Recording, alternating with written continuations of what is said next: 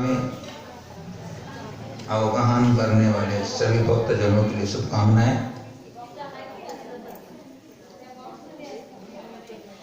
अपन यहाँ पर अनुपम जो तामर स्तोत्र है, उस स्तोत्र के काव्यों में क्या भक्ति रस का स्वाद है, उसको लेने के लिए एकत्रित हुए हैं। आइए 13 नंबर के अपन श्लोक पर विचार करते हैं सब मिलकर के। यह श्लोक लक्ष्मी सुखप्रदायक एवं स्व शरीर रक्षक काव्य है।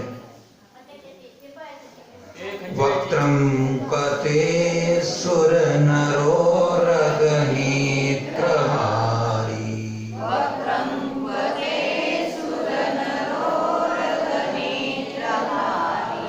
निशेष निर्जित जगत्त्रितयोपमानम्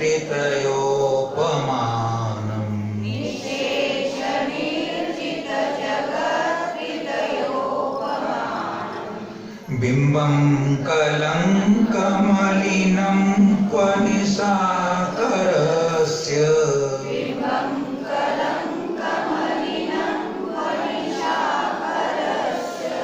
यद्वासरे भवति पाण्डुपलाशकल्पम्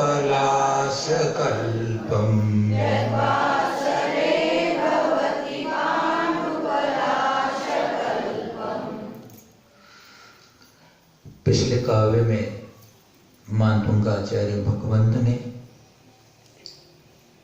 भगवान के सुंदरता का वर्णन किया था। आज वो कहना चाहते हैं कि मैं आपकी उस सुंदरता का वर्णन किस उपमा से करूं बोले। तो कहते हैं कि सुर नर उरग नेत्रहारी। सुर अने देव, नर अने मनुष्य, उरग अने नागो अने नागेंद्र धरणेंद्र।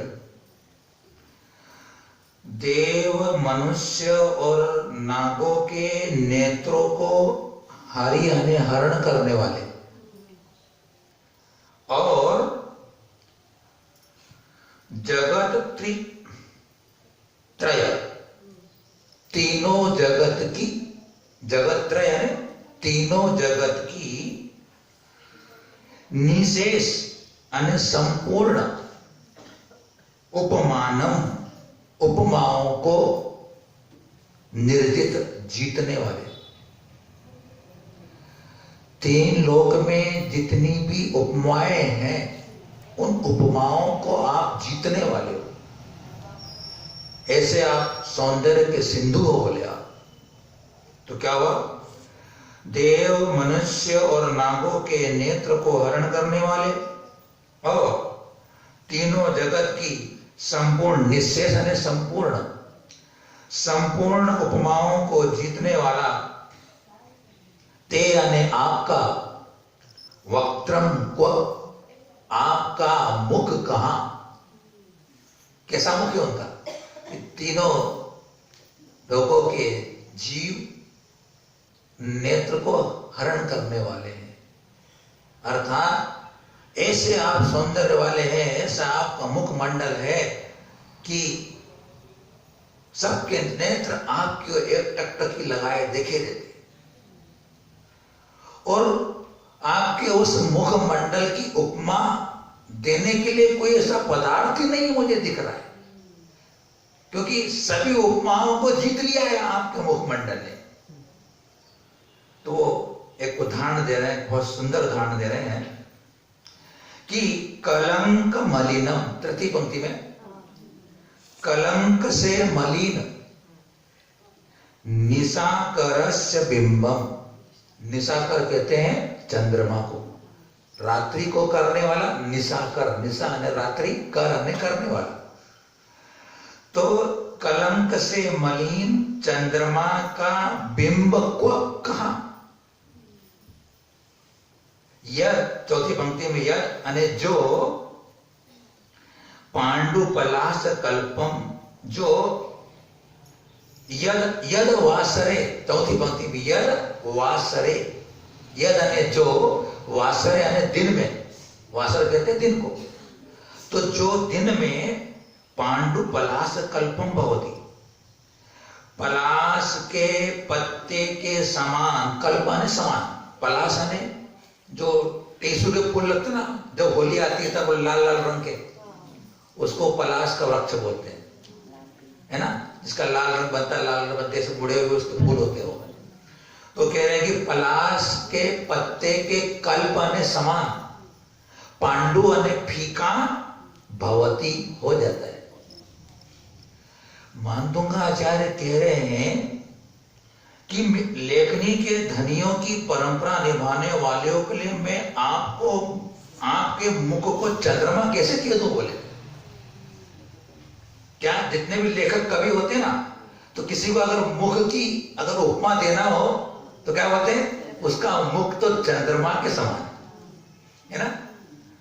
तो बोले कि जो लेखनी के धनिक ऐसे हैं, उनकी परंपरा को निभाने वालों के लिए मैं कैसा कह दूं? अरे मानदुंगा कह रहे हैं कि मैं कैसा कह दूं कि आपका मुखमंडल चंद्रमा के समान है, क्योंकि चंद्रमा के समान आपका मुखमंडल तो है ही नहीं। अरे चंद्रमा तो में तो दाग है,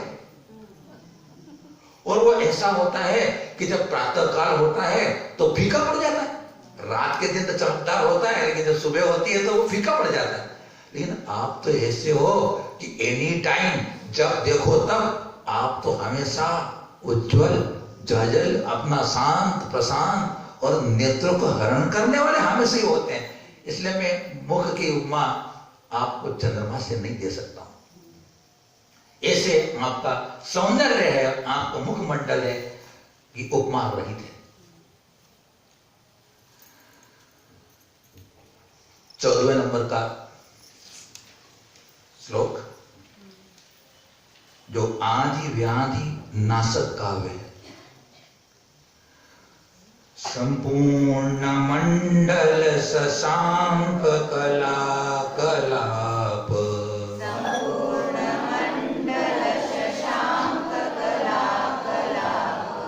शुभ्रा गुणास्त्रिभुवनं तव लंघयन्ति,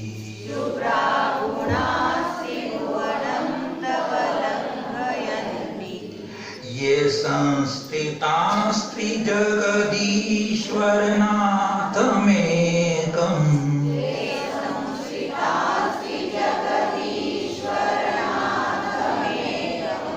कस्तान्निवारयति संचरतो यथेष्टम्।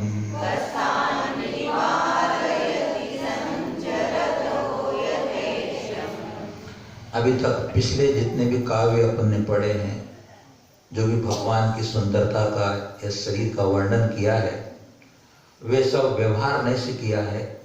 वस्तुतः भगवान की स्तुति तो उनकी आत्मा की होती है, लेकिन व्यवहारने में आत्मा और शरीर कथनचित एक होते हैं। वो जो हमें दिखाई दे रहा है उसके आधार पर ही हम भगवान की भक्ति कर सकते हैं। तो यहाँ उनके खुलकर शरीर का वर्णन नहीं चल रहा है, ये हमें समझना चाहिए। हम तो गुणानुरागी होते हैं, हम तो भगवान की आत्मा में जो गुण है उनकी भक्ति कर रहे हैं। ये शरीर तो नश्वर उत्कल है, फिर भी जैसा अंतरंग होता है वैसा बाहर होता है। Hard of index of face, face is index of heart. Face यानी चेहरा आपके हृदय का इंडेक्स होता है।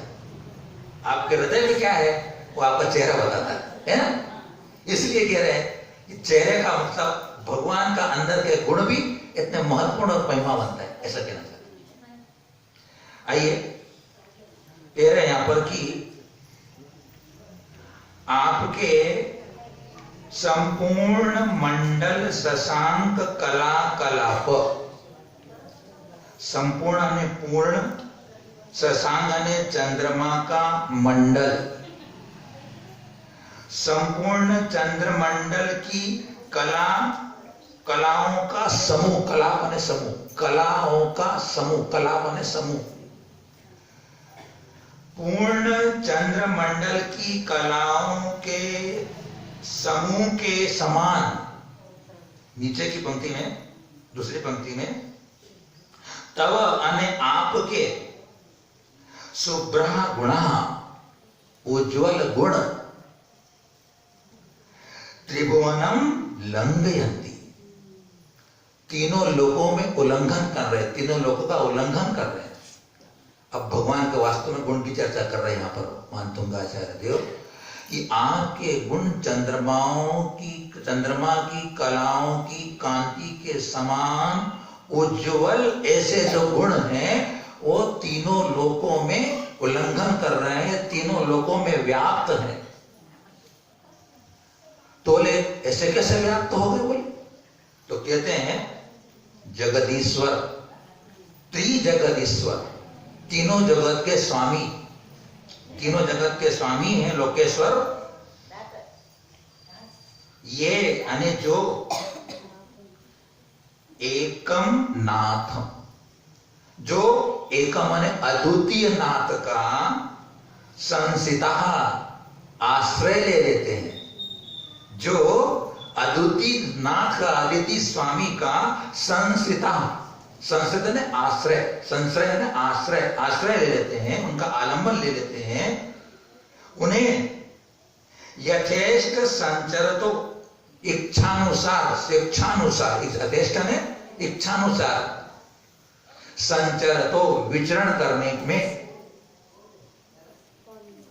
तान ने उन गुणों को, तान ने चौथी पंक्ति में तान ने उन गुणों को या उनको यथेष्ट स्वेच्छानुसार संचरण करने में कह निवार्यति, कौन रोक सकता है? जिसने राजा का आश्रय ले लिया है। अब हम समझे बात को, जिसने राजा का आश्रय ले लिया है, इसे राजा के आश्रय लेने वाले किसी व्यक्ति को कहीं भी के जाने में कोई रोक सकता है क्या? नहीं रोक सकता। जैसा कि राजा का राज्यपाल होता है, उसे सभी जगह यथेष्ट जाने के लिए कोई नहीं रोक सकता। उसी प्रकार वो कहना चाहते हैं आचार्य भगवान कि जिसने, जिन गुणों ने आपके आश्रय ले लिया है, वे गुण को रोकने में त्रिजगत कोई भी रोक नहीं सकता है। इसका मतलब क्या है कि हे भगवान, आपके गुणों की चर्चा तीनों लोकों में हो रही है, तीनों लोकों में व्याप्त। मतलब क्या हो गया? अपन देखते हैं, सुनते हैं शास्त्रों के अंदर कि सर्वान सिद्धि तक के देव हमारे इन वितराग प्रभुओं के गुणों की चर्चा दिन रात करते रहते हैं। और उन गुणों में भी देख लीजिए आप, भगवान के तो अनंत गुण होते हैं, लेकिन उन अनंत गुणों में भी एक ऐसा अनंत ज्ञान रूप गुण है, और उस अनंत ज्ञान के कारण अनंत सुख होता है। उस अनंत सुख, और जब अनंत सुख होता है तो अनंत वीर के बिना नहीं हो सकता है। तो ऐसे भगवान आपका अनंत ज्ञान, केवल ज्ञान, आपका अनंत सुख और आपके अनंत वीर की चर्चा ऋषि मुनि गणधर सभी जन दिन रात आपके गीत गाते हैं, आपकी प्रशंसा करते हैं, आपका यशोगान गाते हैं।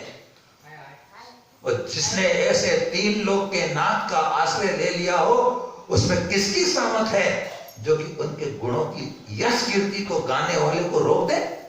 कोई नहीं रोक सकता।